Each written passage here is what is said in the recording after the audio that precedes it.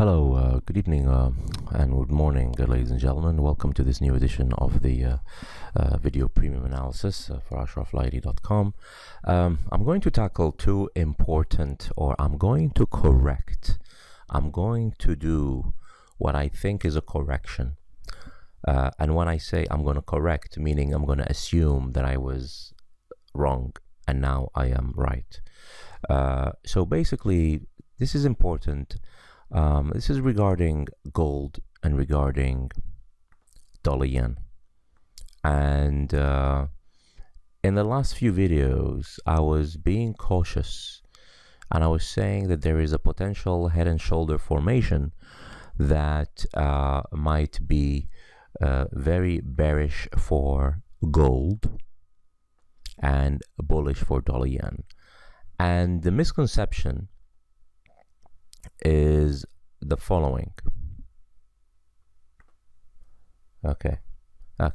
So basically, what I proposed is that I said that there was probably a regular head and shoulder formation in gold, meaning that this is the neckline, this is the left shoulder, this is the right shoulder, and this is the head. And here is the problem. There is a problem with it. Now, I'm going to talk about the head and shoulders and the inverted head and shoulder that worked very well and that helped us make money when we were long oil and when we were short the DAX. I'll show you in a bit.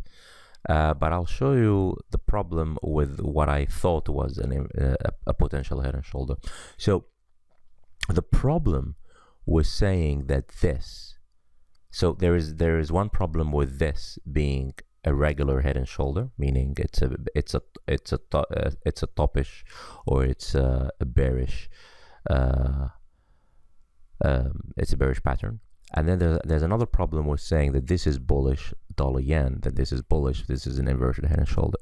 So here's the first one. The first one is that yes, this is a neckline and this is the head.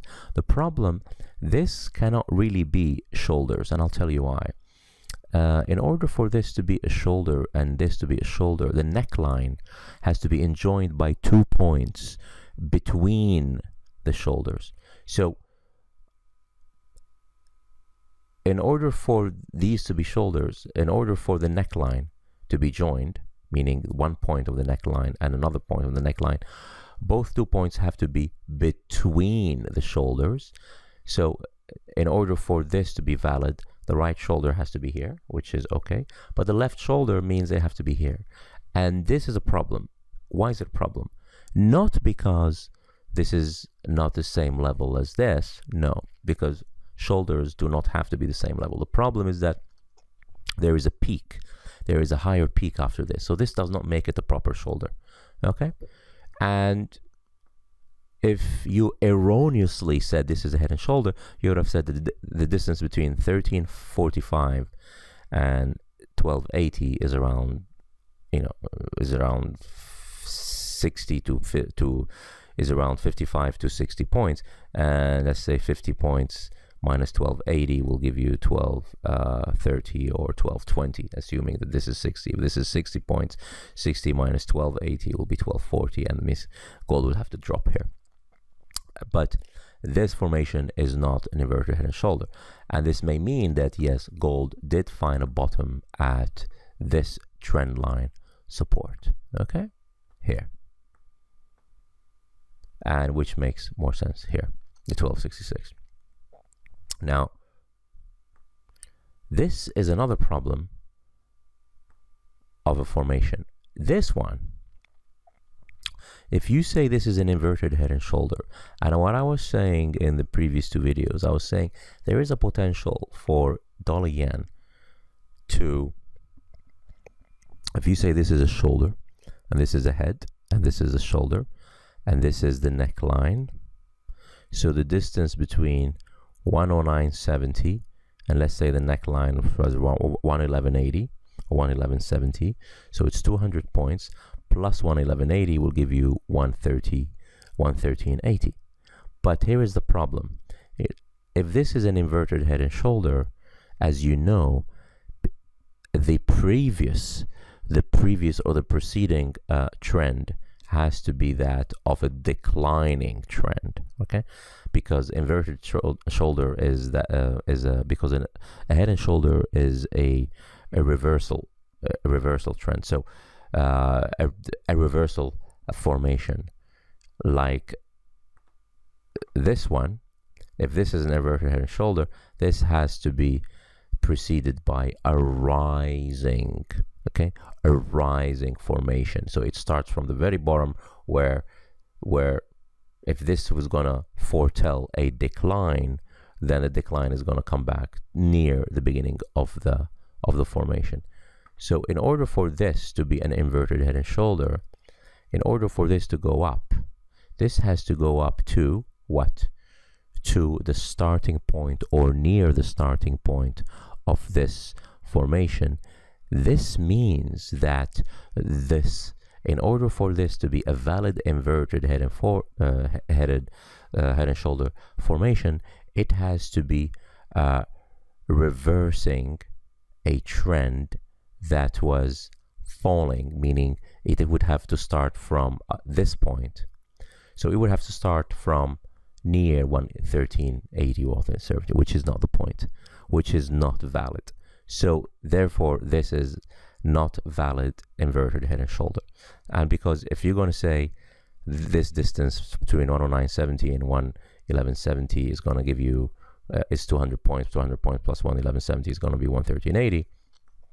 If this has to go up, the target has to be more or less equal to a level where dollar yen is here. So this is not active, this is not valid. So this is basically my problem here with for these formations, and this solves a big problem, which is basically like we said, in Japan the market is going to be closed for the second week because of the golden holidays, and statistics has said that yen has usually risen, meaning dollar yen has fallen in during that period in 6 out of the last 10 years.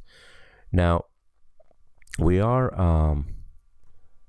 so the Federal Reserve decision is on Wednesday, but it's not only the decision. There's going to be the Federal Reserve decision, and there's going to be the press conference, okay, by Powell. And now, unlike last year, now every meeting is going to be preceded by or followed by a press conference, but not every meeting is going to have the FOMC outlook forecast, the dot plot. These are going to continue to be released 4 times a year, at the December meeting, at the March meeting, and at the June and at the September.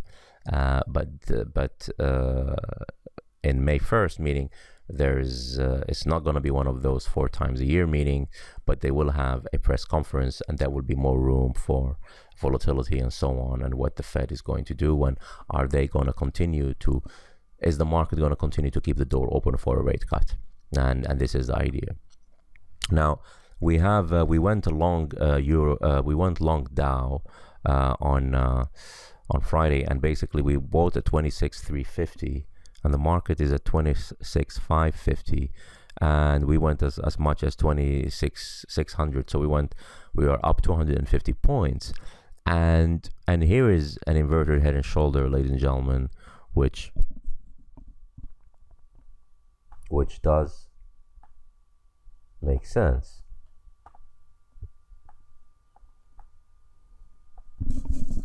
Which is basically, and this could make sense, which is basically here.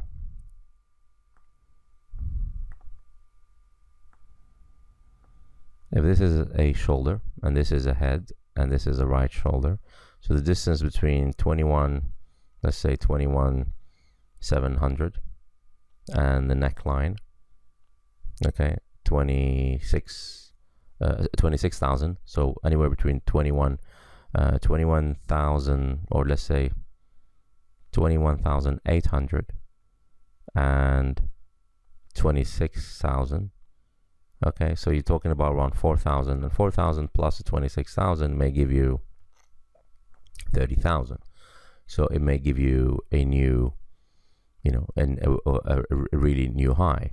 And so yes, it will be higher than the previous level, but there is definitely an entrenched preceding decline here in the Dow.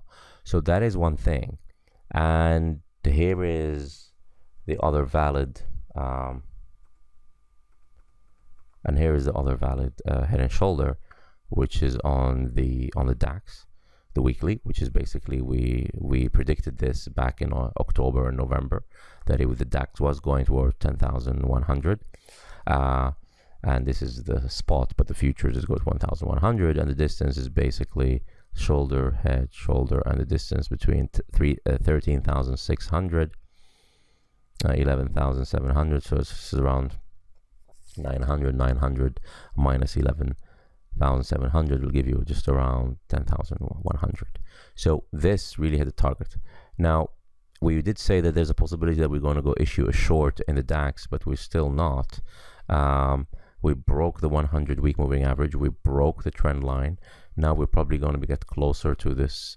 We said there's a possibility that the market is looking at an inverted head and shoulder, very similar to that of oil. Okay. But here, if we said that this is coming down, if this is a shoulder, this is a head, and this is a right shoulder, and if this is a neckline, let's say 11,800, 10,300, let's say, or 10,200, and 11,700.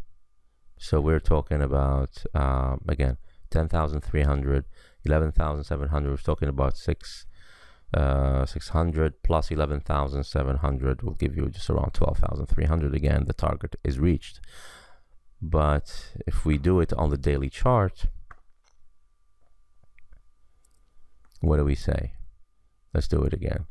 So here we are. So this is the 10,300 and 11,500. So the distance is 1,200. Okay. So again, 10,000. Let's say 10,280 or 10,300.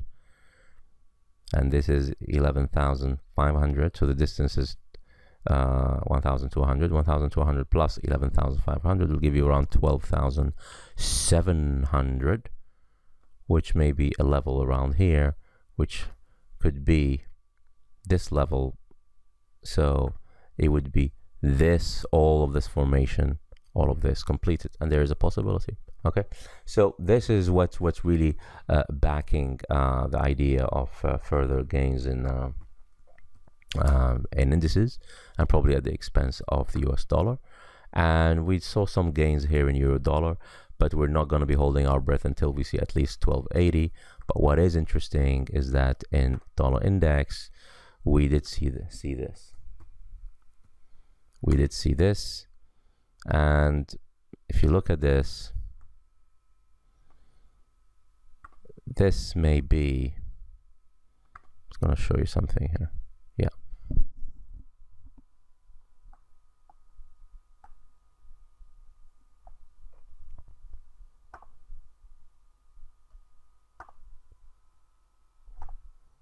Is this a successful, is this a breakout, false breakout or not?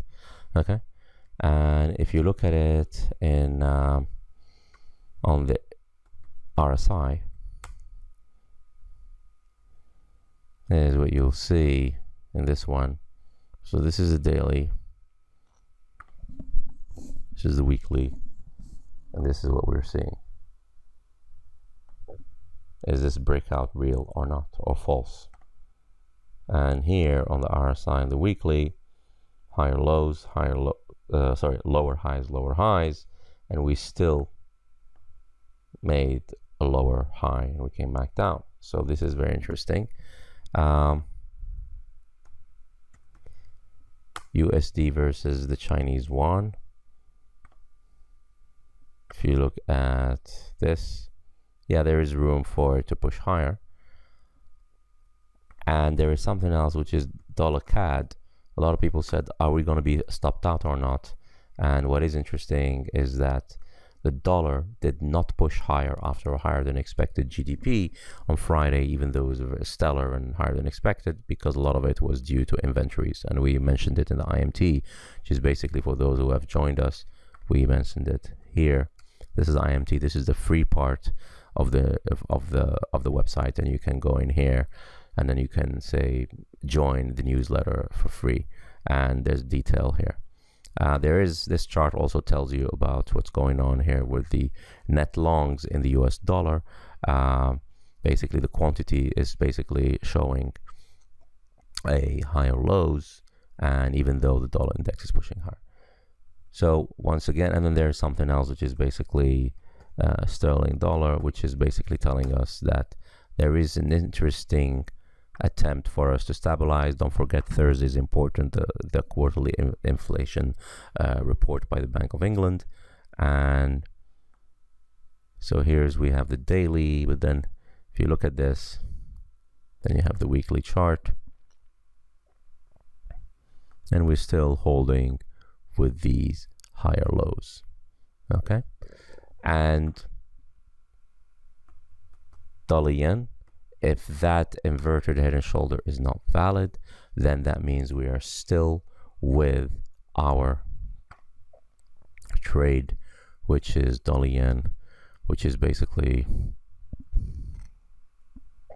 a short at 111.35. So this is basically the situation. So do not forget, on Wednesday at 7 p.m. London time, 2 p.m. New York time, is the announcement of the Federal Reserve, and then at 7:30 is the London time, not GMT. London time is the Federal Reserve Chairman Powell press conference. And do not forget that the day before, which is Tuesday, which is today, is going to be the last day of the month. So there's going to be a lot of volatility and unexplained movement and so on and so forth. So basically, we may pull the trigger on the Dow by locking our gains, and then we may open a new short. We'll have to see how things are. We may open a new short, and just to go for another 200 points, or we may do it in the DAX.